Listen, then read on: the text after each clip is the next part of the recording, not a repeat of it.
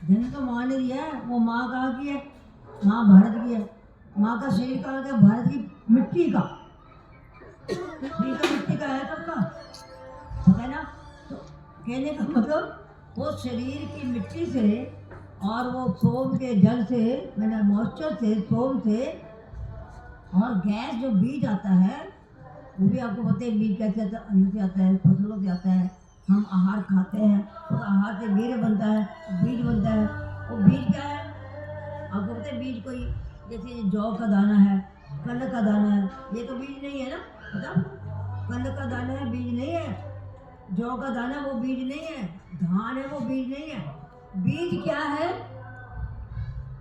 चना है। जैसे चना, आप चने को अगर अधूरा फाड़ दो तो उगेगा नहीं? उगेगा ना? तो बीज गया उसका।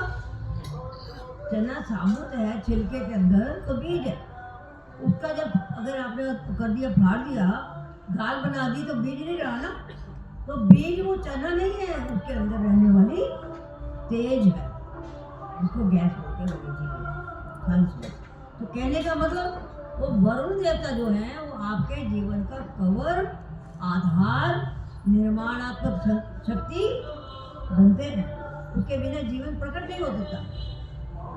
और स्थूल रूप में आता है मिट्टी से, पृथ्वी से। तो इस प्रकार से वरुण देवता की जो पूजा होती है, हम अपने जीवन के आधार की पूजा करते हैं। और आज तो सारे चारों तरफ लगे होते हैं ना बोर्ड और क्या क्या नारे कि जल जीवन का आधार है, जल जीवन का आधार है, जल वेस्ट मत करो।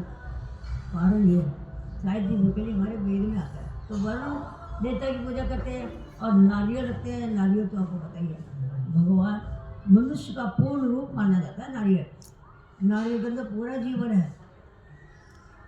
आपको पता ही होगा। वैसे नारियल में एक होता है ना बीज, कभी मैंने देखा भी है। नारियल में एक आता है, क्या बोलते हैं उसको, सफेद का नारियल की निकल करके ऊपर से निकल है ना, उसको क्या बोलते हैं? बीज ही बोलते हैं, कुछ और कहते हैं। वो किसी को दे दो, कहते हैं ना हमारे अनुभव बातें हैं, बच्चा नहीं होता तो हो जाता है, लड़का होता है, ऐसे होता है। मतलब कहने का उसके अंदर वो शक्ति है। नारियल के अंदर ब्रह्म की शक्ति है, इसलिए नारियल लगते हैं। आपको पता ही है, उसका यज्ञ भी करते हैं, सैक्रिफाइस भी करते हैं, है ना। और फिर नीचे रेत रखते हैं, आधार भूमि पूजा में कहा होगा ना, आधार भूमि की पूजा करते हैं। जब भूमि का पूजन होता है तो रेत जो उसके नीचे, वो रेत भूमि का प्रतिनिधित्व करती है। तो इस तरह से भूमि मतलब भूर भुव स्व, वही गायत्री में है। भूर भुव स्व, भूर पृथ्वी, भुव अंतरिक्ष, और स्व स्वर्लोक, पूरे लोग जहाँ से तेज आता है, जहाँ से सविता शक्ति। सूर्य का मतलब ये गोला गोला नहीं, एक गोला तो ऐसे दिखाई देता है, इसके पीछे सविता शक्ति है। इसको सवित्री शब्द है, सावित्री नहीं, सवित्री, त्रिकांत, त्रिकारांत। तो संस्कृत में सवित्री शब्द है। सवित्री का मतलब है सुप्रसवने।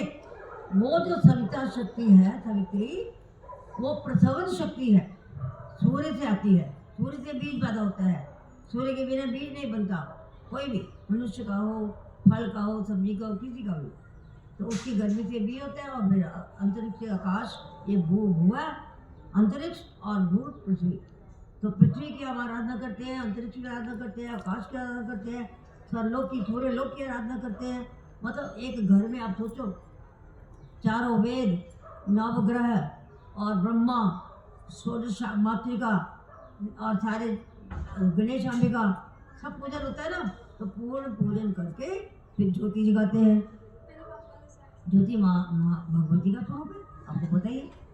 प्रारंभ में ज्योति ही थी, बाद में भगवती का स्वरूप बन गया, क्योंकि ज्योति में ऋषियों मुनियों ने भगवती का दर्शन किया आकाश मंडल में। पूर्ण वर्णन है सप्तशती में, दुर्गा सप्तशती है। चाहे सप्तशती तो रोज ही करेंगे, रोज में कभी कुछ ना कुछ आपको जो आएगा करते रहेंगे बात। तो मैं आपको बस ये बताया कि आज हमने पूजा की है। और वैसे पहले पराज में बहुत हमने बहुत कुछ कह दिया है, नाम की बहन मांगा है, सत्य ये बदला है, आपको धीरे धीरे मैं बताऊंगी। आज इतना ही बहुत है। बहुत बहुत आशीर्वाद। मैंने आना था इनके घर इसलिए आई। बहुत बहुत आशीर्वाद आपको भी।